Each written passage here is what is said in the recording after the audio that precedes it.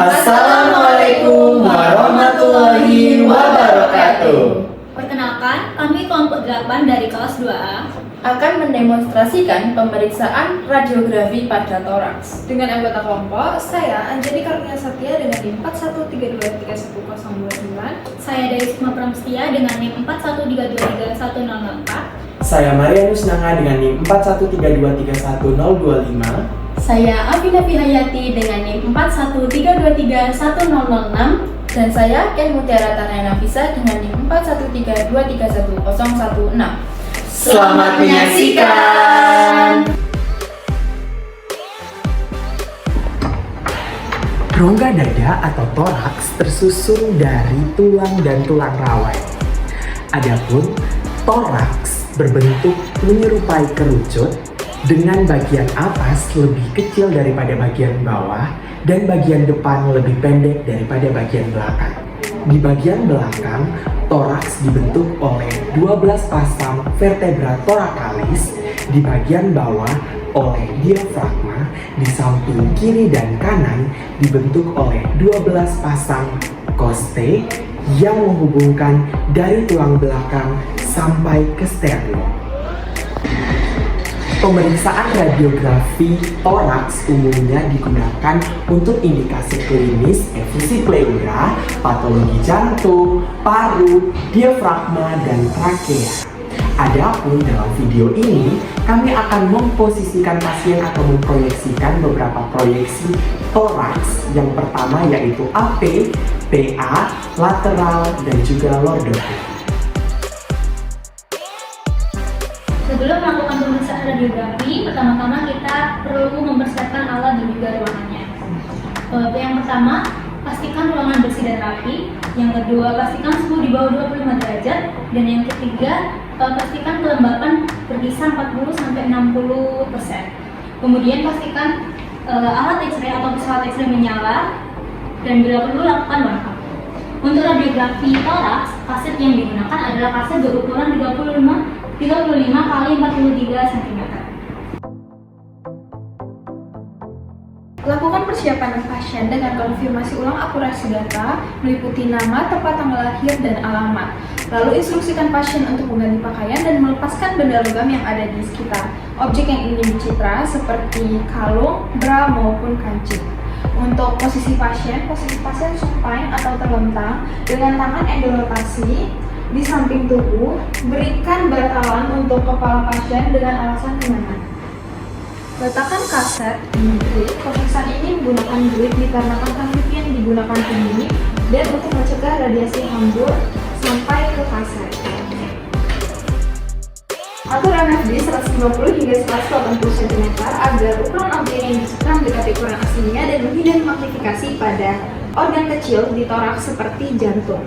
Untuk center array-nya tegak lurus terhadap kaset dengan central point di torakal 7 atau di toraks sekitar 8 hingga 10 cm dari jugular notch. Lalu atur kolimasi. Bagian atas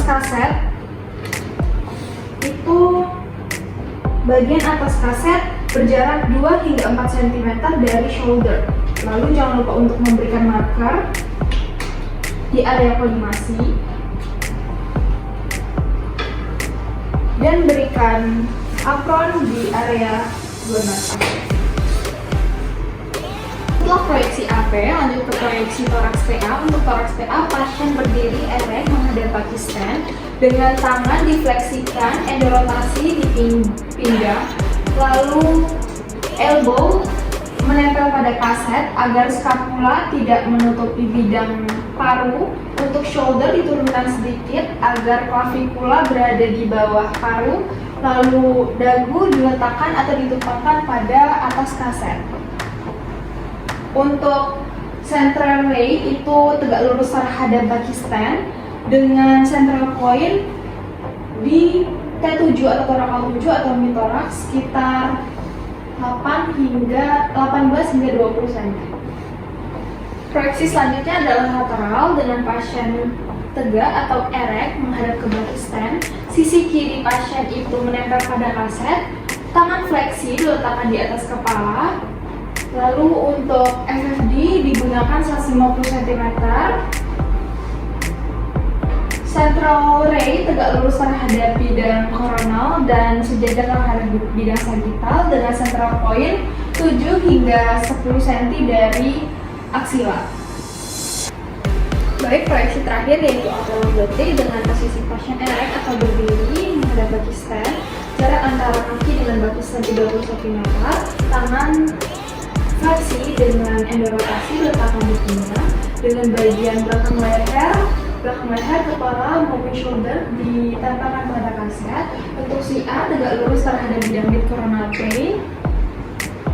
Central point pada 9 cm dari jugular nose atau pada mid sternum. Baik, selanjutnya setelah dilakukan pemosisian pada pasien, radiografer menuju ruang operator dengan memastikan bahwa pintu sudah tertutup dengan rapat, kemudian mengatur eksposi dan juga faktor eksposi. Pada pemeriksaan dengan proyeksi AP, PA dan juga lordotik menggunakan KVP sebesar 55 dengan MAS 6,3. Kemudian untuk proyeksi lateral digunakan KVP 70 dengan MAS 16. Selanjutnya dilakukan eksposi dengan cara memberi aba-aba kepada pasien pada saat pasien mengalami inspirasi kedua dengan instruksi tarik nafas, hembuskan, tarik nafas, tahan. Nah, waktu penahanan pada nafas pasien dilakukan eksposi, kemudian menyuruh pasien untuk hembuskan. 1, 2, 3. Setelah dilakukannya eksposi, ambil kaset, kemudian pembacaan hasilnya dengan cara memasukkan image reseptor kepada CR reader dengan indikator berwarna hijau, kemudian memasukkan kaset pada CR reader.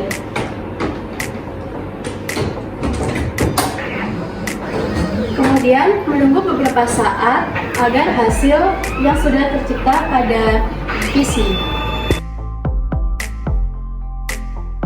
Langkah terakhir dari pemeriksaan radiografi toraks yaitu evaluasi hasil citra. Yang pertama, evaluasi hasil citra pada proyeksi AP. Terlihat kedua paru, lalu terdapat trakea, jantung, dan juga tulang-tulang pada toraks. Lalu kedua sendi sternoclavicularis berjarak sama dari garis tengah spine. Lalu minimal terdapat 8-9 posterior rib di atas diafragma dan 3 posterior rib terlihat di atas klavikula. Yang selanjutnya ialah evaluasi hasil citra pada proyeksi PA. Hasil citra pada proyeksi PA hampir sama dengan hasil citra proyeksi AP, yaitu terdapat kedua paru, trakea, jantung, dan juga tulang-tulang pada toraks. Kedua sendi sternoclavicularis berjarak sama dari garis tengah spine. Minimal terdapat 10 posterior rib di atas diafragma. Selanjutnya yaitu evaluasi hasil citra pada proyeksi lateral. Dapat terlihat apex paru, sternum, posterior rib, dan juga jantung. Yang terakhir yaitu evaluasi hasil citra pada proyeksi AP lordotik. Terlihat seluruh bidang paru dan juga klavikula. Klavikula tampak hampir horizontal dan berada lebih tinggi dari apex paru. Rib 1 hingga 4 tampak horizontal dan hampir bertumpukan. Garis diafragma, jantung, dan juga rib tampak tajam. Sekian video demonstrasi dari kelompok kami. Mohon maaf apabila ada salah kata. Semoga bermanfaat. Terima kasih dan Sampai jumpa.